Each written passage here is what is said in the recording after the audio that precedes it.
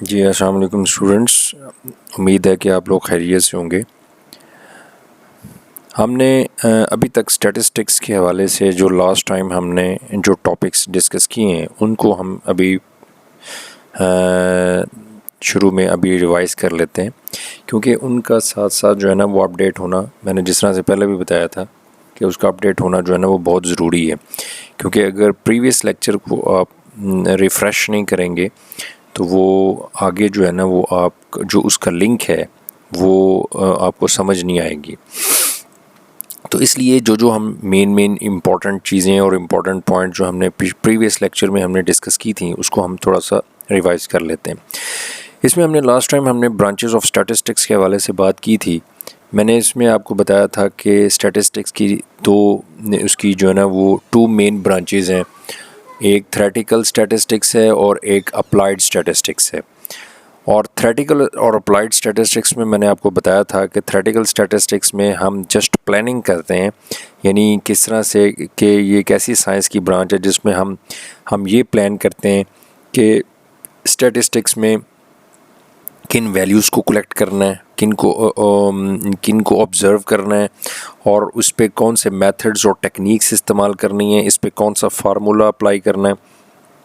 ये जो चीज़ भी हम स्टडी कर रहे हैं वो सारी उसकी प्लानिंग कर रहे हैं।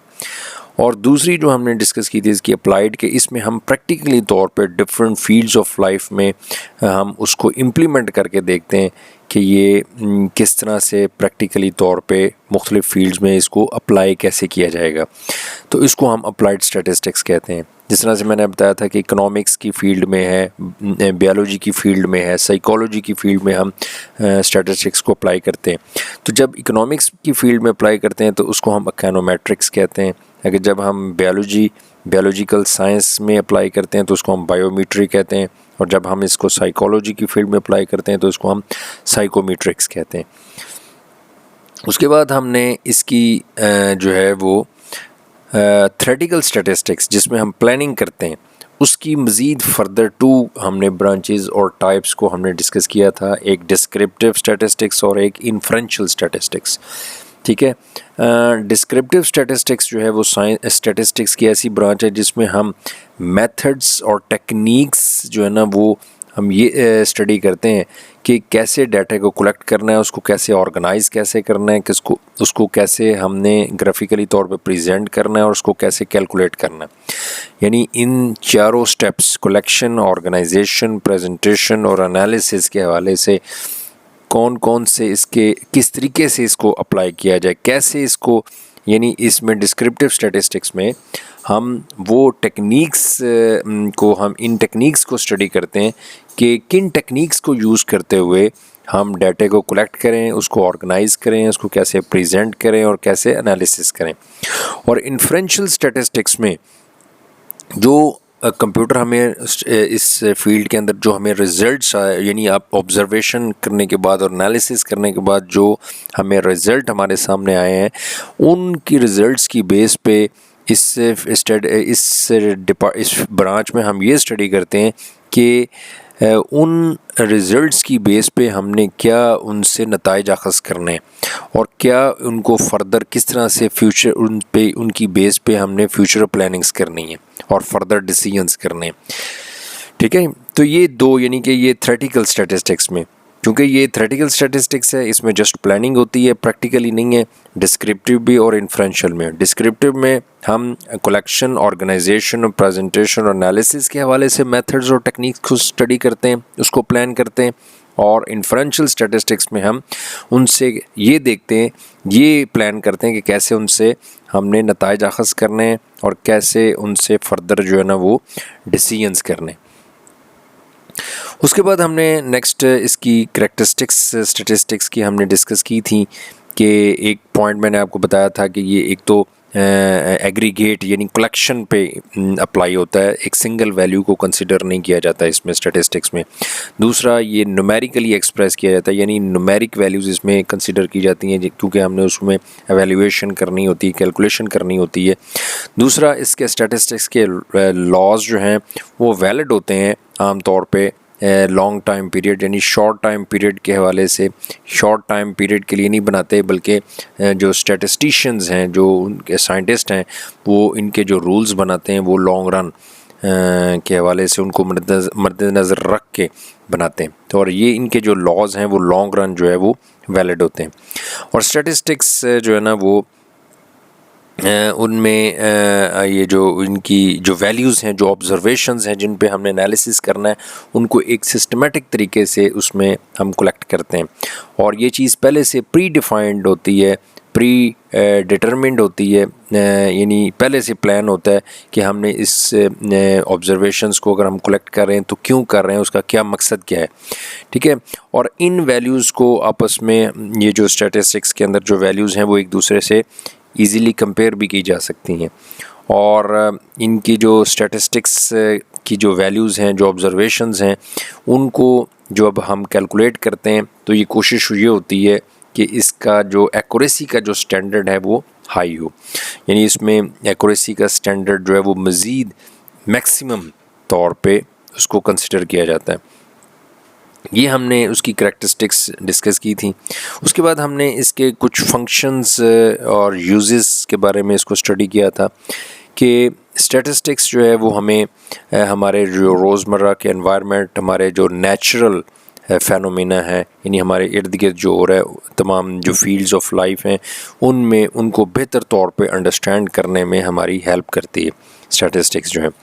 दूसरा हमने इसकी यूजेस पढ़ी थी कि जो स्टैटिस्टिक्स है वो किसी भी फील्ड में एफिशिएंट प्लानिंग, प्रॉपर और एफिशिएंट प्लानिंग करने में हमारी हेल्प करती है। और दूसरा जो है ना वो, इसमें मैंने आपको बताया था कि क्वालिटेटिव डाटा हम कंसिडर नहीं करते, सिर्फ क्वांटिटेटिव डाटा को ये कंसिडर करती है। और स्टैटिस्टिक्स जो है वो प्रॉपर तरीके से जो क्वांटिटेटिव डाटा है उसको कलेक्ट करने में हमारी हेल्प करती है। और स्टैटिस्टिक्स जो है ये मुश्किल से मुश्किल डाटे को टेबुलर, डायग्रामेटिक और ग्राफिक फॉर्म में प्रेजेंट करने में हमारी हेल्प करती है, जिससे हमारे डाटे को रिप्रेजेंट करना जो है वो आसान और क्लियर हो जाता है, यानी हमें आसानी से समझ आ जाता है कि डाटा जो है ना वो उसकी अप्स एंड डाउन्स के हैं, उसमें कमी हो रही है या ज़्यादती हो रही है। उसके बाद स्टैटिस्टिक्स जो है वो मुख्तलिफ़ किस्म की वैल्यूज़ को एनालिसिस करने में और उन एनालिसिस को इम्प्रूव करने में हमारी जो है वो हमें गाइडलाइन प्रोवाइड करती है।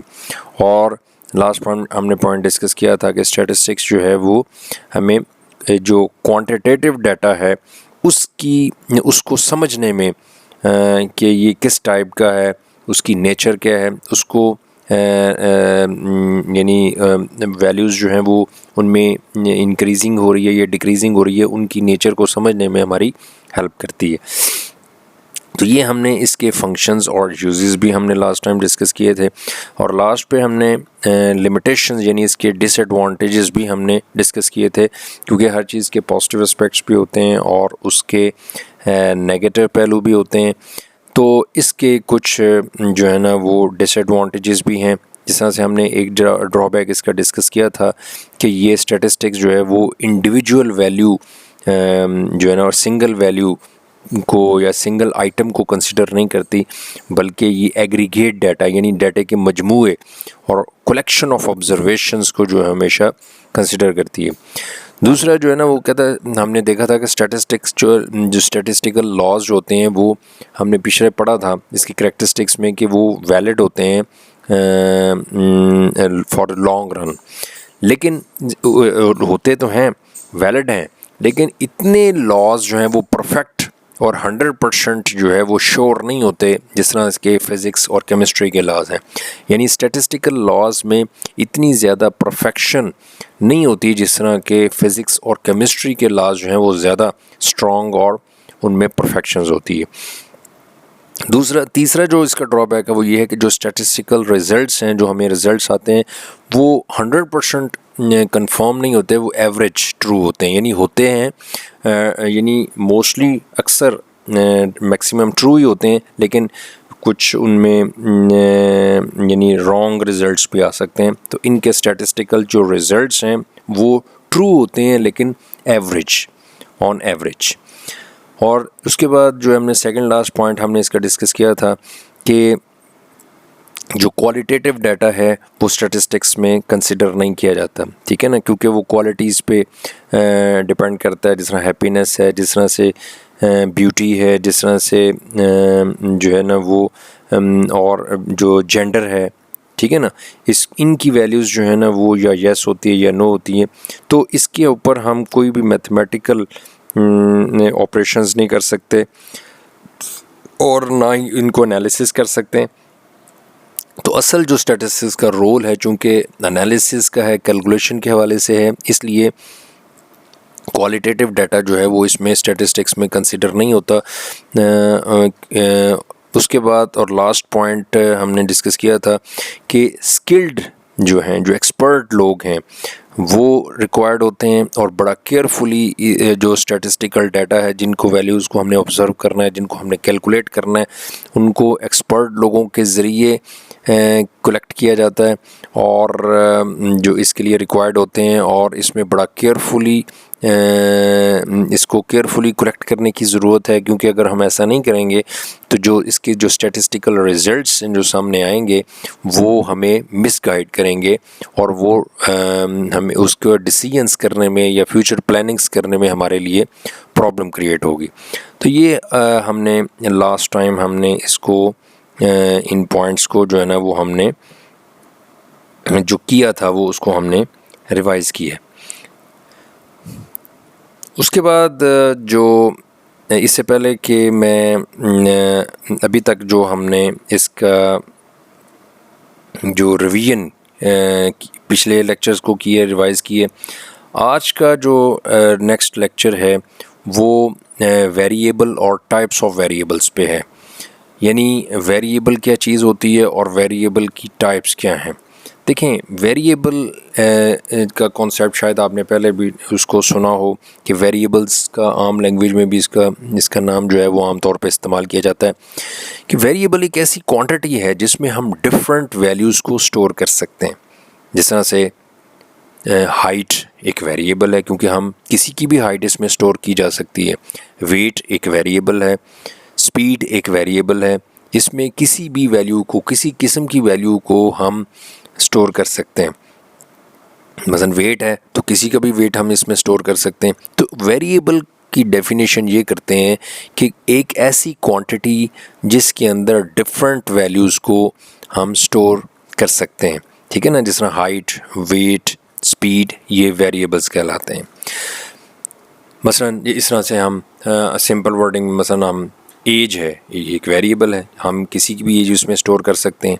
नेम एक वेरिएबल है, इसमें हम किसी का भी नाम जो है वो उसमें स्टोर कर सकते हैं, ठीक है ना। तो ये ऐसी क्वांटिटीज़ जिसमें मुख्तलिफ वैल्यूज़ को हम स्टोर कर सकें उसको हम वेरिएबल कहते हैं। वेरिएबल्स आमतौर पे दो किस्म के होते हैं, उसकी टू टाइप्स हैं, एक क्वालिटेटिव वेरिएबल और एक क्वांटिटेटिव वेरिएबल। ये भी हमने रिसेंटली इसको डिस्कस की है कि क्वालिटेटिव वेरिएबल और क्वांटिटेटिव वेरिएबल में क्या फ़र्क है। क्वालिटेटिव वेरिएबल जो है वो एक ऐसा वेरिएबल है जिसमें जो वैल्यू स्टोर होती है उसको हम न्यूमेरिकली तौर पे एक्सप्रेस नहीं कर सकते, ठीक है ना। यानी उस वैल्यू को हम as a unit of measurement express नहीं कर सकते, उसको कंसिडर नहीं कर सकते। जिस तरह से देखें ना, अब यूनिट ऑफ मेजरमेंट का क्या मतलब है, यानी ऐसी वैल्यूज़ जिन पे हम मैथमेटिकल ऑपरेशन परफॉर्म कर सकते हैं, जिनको हम मैथमेटिकली उसको कैलकुलेट कर सकते हैं, जिनको हम एनालिसिस कर सकते हैं, तो उनको हम कहते हैं कि उन वैल्यूज़ के लिए हम कहते हैं कि ये इनको हम एक्सप्रेस कर सकते हैं as a unit of measurement. Qualitative variable जो है ये इसके अंदर एक ऐसा वेरिएबल है जिसमें ऐसी वैल्यू स्टोर होती है जिसको हम न्यूमेरिकली तौर पे एक्सप्रेस नहीं कर सकते और ना ही उन पे कोई मैथमेटिकल ऑपरेशन जो है वो परफॉर्म कर सकते हैं, उनको हम as a unit of measurement express नहीं कर सकते। जिस तरह फॉर एग्जांपल ऑनेस्टी है, हैप्पीनेस है, ब्यूटी है, जेंडर है, ये सारी जो है ये वेरिएबल्स, इनमें वैल्यूज़ तो स्टोर हो रही है, लेकिन ये तमाम वैल्यूज़ जो हैं इनको हम कंसिडर नहीं कर सकते न्यूमेरिकली, इन पे हम कोई मैथमेटिकल ऑपरेशन परफॉर्म नहीं कर सकते। लिहाजा ऐसे वेरिएबल्स को हम क्या कहते हैं, क्वालिटेटिव वेरिएबल। लेकिन क्वांटिटेटिव वेरिएबल क्या होता है कि ऐसा वेरिएबल जिसकी वैल्यू को हम न्यूमेरिकली तौर पे ज़ाहिर कर सकें, न्यूमेरिकली एक्सप्रेस कर सकें और उनकी वैल्यू को हम मेजर कर सकें, काउंट कर सकें, उनको हम क्वांटिटेटिव वेरिएबल कहते हैं। जिस तरह से हाइट है, विड्थ है, टेम्परेचर है, ये क्वांटिटेटिव वेरिएबल्स हैं। तो ये यानी वेरिएबल्स की 2 टाइप्स हैं। उसके बाद ये इसकी फर्दर जो है जो आप ये जो लास्ट टाइम हमने डिस्कस की है क्वांटिटेटिव वेरिएबल, क्योंकि आपको पता है कि स्टैटिस्टिक्स में क्वालिटेटिव वेरिएबल को तो हम कंसिडर ही नहीं करते, क्योंकि हम उसको न्यूमेरिकली तौर पे एक्सप्रेस नहीं कर सकते और ना ही उसको मेजर कर सकते हैं। हम स्टैटिस्टिक्स में जिस वेरिएबल को ज़्यादा इस्तेमाल करते हैं वो क्या है, क्वांटिटेटिव वेरिएबल। और क्वांटिटेटिव वेरिएबल की फर्दर 2 टाइप्स हैं। एक को हम कहते हैं डिस्क्रीट वेरिएबल और एक को हम क्या कहते हैं, कॉन्टिन्यूस वेरिएबल। ठीक है, डिस्क्रीट वेरिएबल और कॉन्टिन्यूस वेरिएबल ये दोनों फर्दर टाइप्स हैं जो है ना वो क्वांटिटेटिव वेरिएबल की। ज़ाहिर है इसमें वो दोनों में ऐसी वैल्यूज़ हम स्टोर करते हैं जिनको मेजर किया जा सकता है, जिनको कैलकुलेट किया जा सकता है, जिनको एनालिसिस किया जा सकता है। लेकिन अब दोनों में फ़र्क क्या है। डिस्क्रीट वेरिएबल जो है, a variable that we assume only specified values in the given range. यानी डिस्क्रीट वेरिएबल एक ऐसा वेरिएबल है जिसमें अगर कोई गिवन रेंज में सिर्फ हम हर वैल्यू को कंसिडर ना कर सकें, सिर्फ स्पेसिफाइड वैल्यूज़। मसलन जिस तरह नंबर ऑफ़ स्टूडेंट्स क्लास के अंदर, लाइब्रेरी के अंदर नंबर ऑफ़ बुक्स हैं। मसलन इसको मैं एक और एग्जांपल से मैं आपको बताता हूँ। मसलन हम कहते हैं जी जो क्लास के अंदर जो स्टूडेंट्स हैं, रोल नंबर 10 to 20, ठीक है ना, यानी ये हम एक रेंज दे रहे हैं 10 to 20।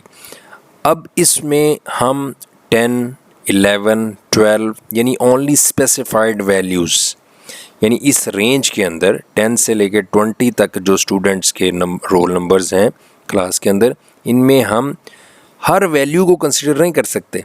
सिर्फ इसके अंदर जो स्पेसिफाइड वैल्यूज़ हैं, यानी विदाउट डेसिमल पॉइंट्स, जो होल नंबर्स हैं, मसलन 10, 11, 12, 13, 14, यानी ये जो है ना, इस किस्म की वैल्यूज़ को हम, जो स्पेसिफाइड वैल्यूज़ हैं, उनको हम सिर्फ अज्यूम कर सकते हैं इन द गिवन रेंज। तो ऐसे वेरिएबल जिसमें हम जो गिवन रेंज होती है उसमें सिर्फ स्पेसिफाइड वैल्यूज़ को हम अज्यूम कर सकते हैं, उसमें हर वैल्यू को, पॉइंट्स में वैल्यू को हम कंसिडर नहीं कर सकते, तो उसको हम वेरिएबल को हम कहते हैं डिस्क्रीट वेरिएबल। लेकिन इसके मुकाबले में जो कॉन्टिन्यूस वेरिएबल है उसको ये है कि कैसा वेरिएबल है जिसमें हम ईच एंड एवरी वैल्यू, यानी जो गिवन रेंज है उसमें हम हर वैल्यू को अज्यूम कर सकते हैं। जिस तरह से हम कहते हैं जी हाइट विड्थ में जो स्टूडेंट्स की हाइट है 5 to 6 इंचेस। अब 5 to 6 इंचेस जो है ना, ये रेंज दी हुई है कि 5 से लेकर 6 इंचेस तक। तो इसमें 5, 5.1, 5.2, 5.3, यानी उसके अंदर जो फर्दर डेसिमल पॉइंट्स में भी हर वैल्यू है उसको हम कंसिडर कर सकते हैं। यानी ये एक ऐसा वेरिएबल है जिसकी हम ईच एंड एवरी वैल्यू जो है ना वो गिवन रेंज में हम कंसिडर कर सकते हैं और अज्यूम कर सकते हैं। इसलिए इस वेरिएबल को हम क्या कहेंगे, कॉन्टिन्यूस वेरिएबल। तो डिस्क्रीट वेरिएबल और कॉन्टिन्यूस वेरिएबल में क्या फ़र्क हुआ कि डिस्क्रीट वेरिएबल एक ऐसा वेरिएबल है जिसमें हम अगर कोई भी रेंज हमें दी जाती है, चाहे वो स्टूडेंट्स की तादाद है या बुक्स की तादाद है, तो हम उसमें डेसिमल पॉइंट्स में यानी हर वैल्यू को कंसिडर नहीं कर सकते, बल्कि ओनली स्पेसिफाइड वैल्यूज़ यानी होल नंबर्स में हम उनको उस गिवन रेंज के अंदर हम उसको कंसिडर कर सकते हैं और उसको ज़्यूम कर सकते हैं। जिस तरह से अगर 10 से लेकर 20 तक स्टूडेंट्स हैं तो 10, 11, 12, 13, 10.1 नहीं कर सकते, 10.2 नहीं कर सकते, ठीक है ना। लेकिन कॉन्टिन्यूस वेरिएबल जो है वो एक ऐसा वेरिएबल है जिसमें जो गिवन रेंज हमें दी जाती है उसमें से हर वैल्यू को, ईच एंड एवरी वैल्यू, चाहे वो डेसिमल पॉइंट है या नहीं है, उसकी हर वैल्यू को हम कंसिडर कर सकते हैं। जिस तरह से हाइट है स्टूडेंट्स की और 5 to 6 इंचेस है, तो 5.1, 5.2, 5.3 यानी हर वैल्यू को हम इस रेंज के अंदर जो है ना वो हम कंसिडर कर सकते हैं। तो लिहाजा ऐसे वेरिएबल को हम कॉन्टिन्यूस वेरिएबल कहते हैं। तो ये टॉपिक था, यहाँ तक कंप्लीट होता है कि वेरिएबल और उसकी जो है ना वो टाइप्स जो है ना वो कौन कौन सी है। ये मेन 2 टाइप्स मैंने आपको बताई हैं, एक क्वालिटेटिव है, एक क्वांटिटेटिव है। क्वांटिटेटिव के आगे फर्दर 2 टाइप्स हैं, एक डिस्क्रीट है और दूसरी कॉन्टीन्यूस है। मैंने उसकी आपको तफसील बता दी है। यहाँ तक इसको आप इसको रिवाइज़ करें इसको, और उसके बाद फिर इंशाल्लाह नेक्स्ट अभी डिस्कस करते हैं।